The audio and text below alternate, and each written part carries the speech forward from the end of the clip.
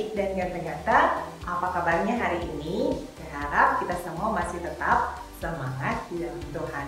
Sebelum kita memulaikan ibadah kita, yuk kita mempersiapkan hati kita, pikiran kita untuk memulaikan ibadah ini. Namun sebelumnya, jangan ada yang sambil tiduran atau sambil makan, tetapi kita mau fokus untuk beribadah dengan sikap yang benar.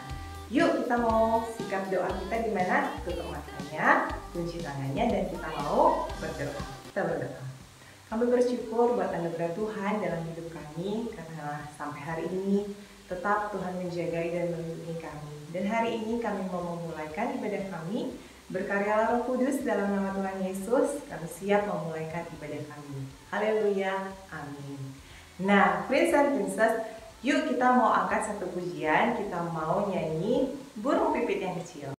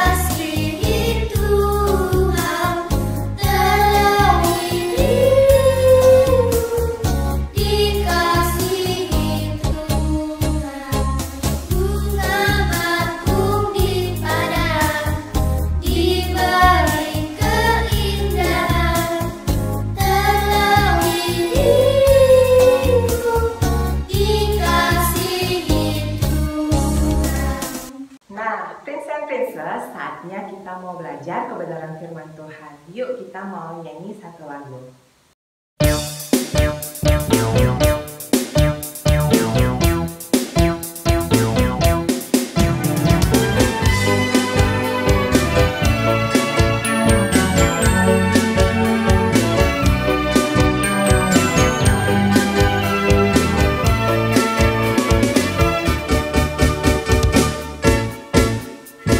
Baca kitab suci, doa tiap hari,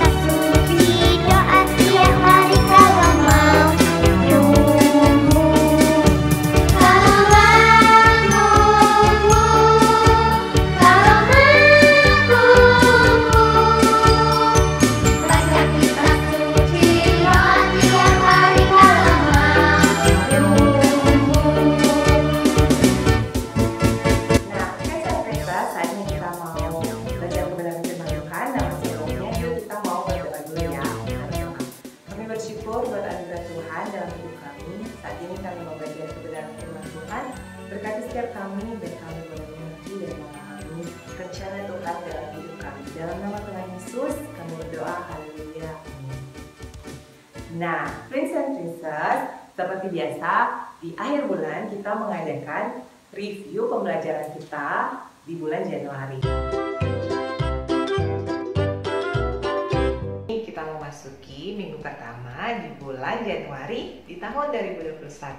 Dan mari kita bersyukur kepada Tuhan karena kita telah melewati tahun 2020 bersama dengan Tuhan. Dan hari ini kita memasuki tahun yang baru dan kita harus selalu bersama dengan Tuhan. Nah, Prince and Princess, tahun ini gereja kita mengimani bahwa tahun ini adalah tahun keberuntungan atau the year of gain. Karena itu hari ini kita mau belajar tentang Allah yang kita kenal sebagai Bapa di sorga yang begitu baik kepada kita semua. Nah, Prince and Princess, pembacaan Alkitab kita terdapat di dalam Matius 7 ayat 7 sampai 11 dengan judul Hal Pengabulan Doa. Mintalah maka akan diberikan kepadamu, carilah maka kamu akan mendapat, ketoklah maka pintu akan dibukakan bagimu.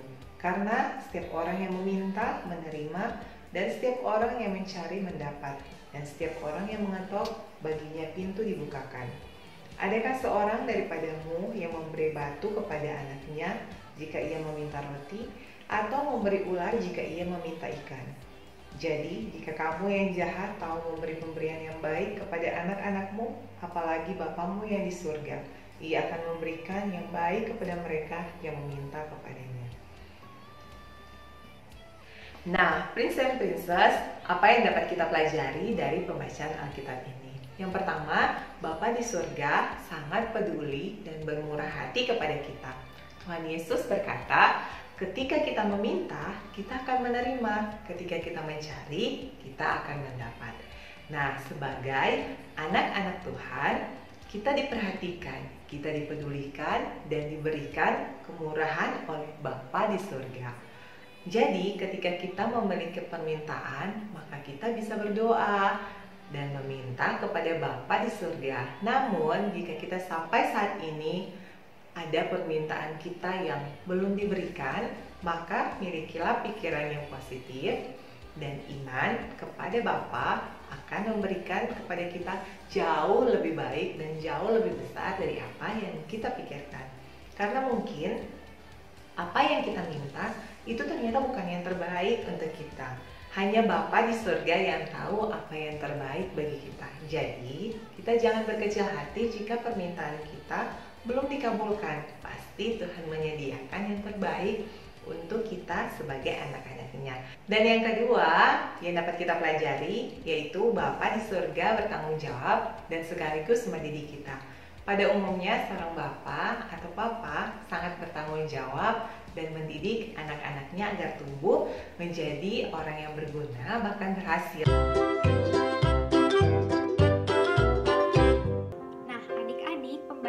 Firman kita hari ini berjudul tentang Tuhan yang Maha Tinggi.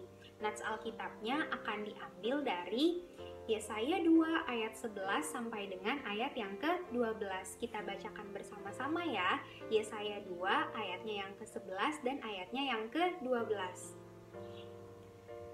Manusia yang sombong akan direndahkan, dan orang yang angkuh akan ditundukkan, dan hanya Tuhan sajalah yang maha tinggi pada hari itu. Sebab Tuhan semesta alam menetapkan suatu hari untuk menghukum semua yang congkak dan angkuh, serta menghukum semua yang meninggikan diri supaya direndahkan.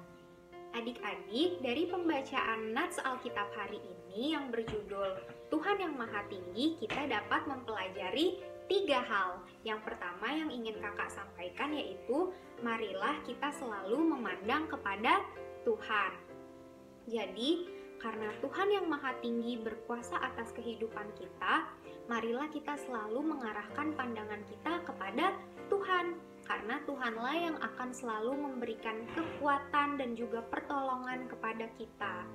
Jadi, ketika kita merasa kalau kita tidak sanggup, ketika kita merasa kalau kita ingin menyerah, biarlah kita selalu memandang kepada Tuhan, biarlah kita selalu fokus kepada Tuhan. Dengan begitu, Tuhan akan memberikan kekuatan dan juga memampukan kita untuk menghadapi persoalan di dalam kehidupan kita sehari-hari. Nah, hal kedua yang dapat kita pelajari dari firman kita pada hari ini adalah marilah kita selalu mau tunduk kepada aturan dan juga ketetapan Tuhan. Tuhan yang Maha Tinggi layak menerima segala hormat dan juga sembah dari kita. Nah, cara kita menghormati Tuhan adalah dengan mematuhi ketetapannya di dalam kehidupan kita sehari-hari. Ketetapan Tuhan tentunya kita melakukan hal-hal yang baik. Nah, jika kita tidak melakukan ketetapan Tuhan atau kita melakukan hal-hal yang tidak baik, itu artinya kita menyakiti hati Tuhan. Dan kalau kita menyakiti hati Tuhan, hal itu dapat membahayakan diri kita sendiri.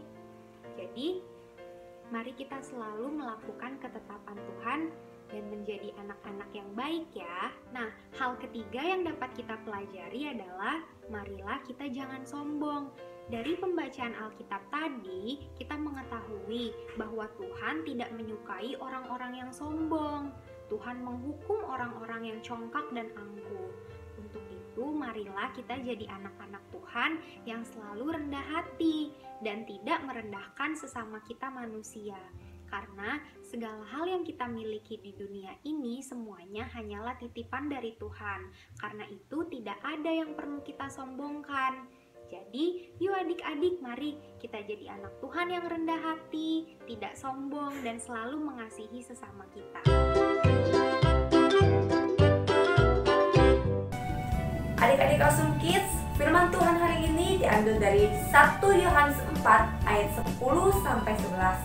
Kita baca bersama ya. 1 Yohanes 4 ayat 10 sampai 11. Inilah kasih itu, bukan kita yang telah mengasihi Allah, tetapi Allah yang telah mengasihi kita dan yang telah mengutus anaknya sebagai pendamaian bagi dosa-dosa kita. Ayat 11. Saudara-saudaraku yang kekasih, jikalau Allah sedemikian mengasihi kita, maka haruslah kita juga saling mengasihi. Nah, firman Tuhan hari ini mengingatkan kita adik-adik bahwa Tuhan terlebih dahulu mengasihi kita sebagai anak-anaknya. Kalau kita saat ini memuji, memuliakan Tuhan, menyembah Tuhan, berdoa setia sama Tuhan, itu jauh dari itu Tuhan terlebih dahulu mengasihi kita dengan memberikan anaknya yang tunggal sebagai penebusan dosa kita. Firman Tuhan hari ini mengajarkan kita untuk bersyukur akan kasih Tuhan dalam hidup kita. Dan kita sebagai anak-anak Tuhan juga diingatkan untuk berjaga-jaga. Berjaga-jaga dalam hal apa? Nah, karena saat kita setia sama Tuhan, saat kita melakukan apa yang Tuhan mau dalam hidup kita, iblis gak tinggal diam, kuasa iblis itu bekerja. Dia menggoda setiap kita anak-anaknya. Contohnya nih, kalau adik-adik sekolah udah gak mau mencontek, Tuhan aku gak mau nyontek nih sekolah, aku mau belajar aja. Nah, adik-adik melakukan dan setia melakukan itu, suatu kali adik-adik merasa kesulitan. Terus adik-adik berpikir untuk aku kayaknya mencontek aja deh, karena kan udah lama juga aku gak nyontek. Nah, adik-adik harus berjaga-jaga ya dalam hal-hal yang gak baik, hal-hal yang Tuhan gak suka. Adik-adik harus tetap setia untuk mengikuti apa yang Tuhan mau. Kalau Tuhan Yesus mau adik-adik belajar jujur, nah adik-adik harus melakukannya dengan setia dan konsisten. 1 Timotius 1 ayat 12 sampai ayatnya yang ke-17. Aku bersyukur kepada Dia yang menguatkan aku, yaitu Kristus Yesus Tuhan kita, karena Ia menganggap aku setia dan mempercayakan pelayanan ini kepadaku. Aku yang tadinya seorang penghujat dan seorang penganiaya dan seorang ganas, tetapi aku telah dikasihaninya karena semuanya itu telah kulakukan tanpa pengetahuan, yaitu di luar iman. Malah kasih karunia Tuhan kita itu telah dikaruniakan dengan limpahnya kepadaku dengan iman dan kasih dalam Kristus Yesus. Perkataan ini benar dan patut diterima sepenuhnya.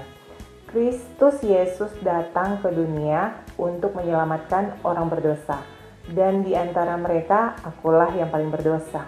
Tetapi justru karena itu aku dikasihani, agar dalam diriku ini, sebagai orang yang paling berdosa, Yesus Kristus menunjukkan seluruh kesabarannya. Dengan demikian, aku menjadi contoh bagi mereka yang kemudian percaya kepadanya dan mendapat hidup yang kekal. Hormat dan kemuliaan sampai selama-lamanya bagi Raja segala zaman, Allah yang kekal, yang tak nampak, yang esa. Amin. Hari ini kita belajar tentang Bapa yang kekal. Dunia selalu ada perubahan. Tidak ada yang bersifat kekal. Semuanya sementara. Hari ini orang yang kita kenal, orang yang kita kasihi, mungkin ada sama-sama dengan kita. Namun, mereka tidak akan ada selamanya. Baik itu orang tua kita, saudara kita, atau teman kita, tidak selamanya ada untuk kita. Begitupun sebaliknya.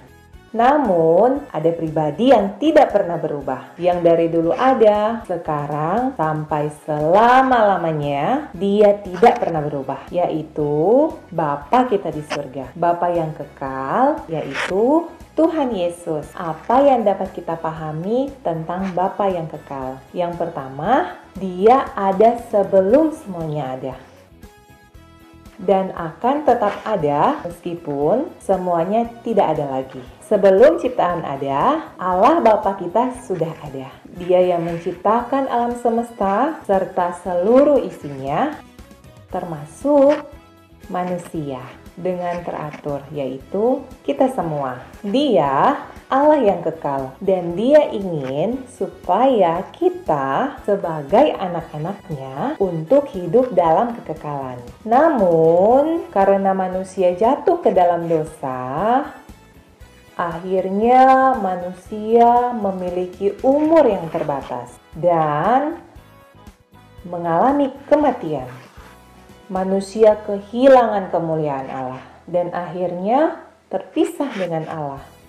Karena Allah mengasihi manusia, sehingga dia mengutus Tuhan Yesus yang datang ke dalam dunia ini untuk menebus setiap dosa-dosa kita. Dia disalibkan dan dia mati, dia bangkit, dan akhirnya dia naik ke surga. Untuk apa dia naik ke surga? Untuk menyiapkan tempat buat kita, biar kita bisa hidup bersama-sama dengan Allah dalam kekekalan. Nah, terus Bapa yang kekal itu seperti apa? Bapa yang kekal itu adalah Bapa yang tidak pernah berubah. Dulu, sekarang, sampai selama-lamanya, dia tetap ada dan selalu ada untuk kita. Dan janjinya, dia akan terus menyertai kita sampai kesudahan zaman. Nah, Prince and Princess, tadi kita sudah menyimak video pembelajaran kita dari minggu pertama sampai di minggu yang terakhir. Kiranya apa yang kita pelajari di bulan Januari ini dapat kita praktekkan dalam kehidupan kita sehari-hari. Ibadah kita telah selesai. Sampai jumpa di ibadah minggu depan. Tuhan Yesus memberkati.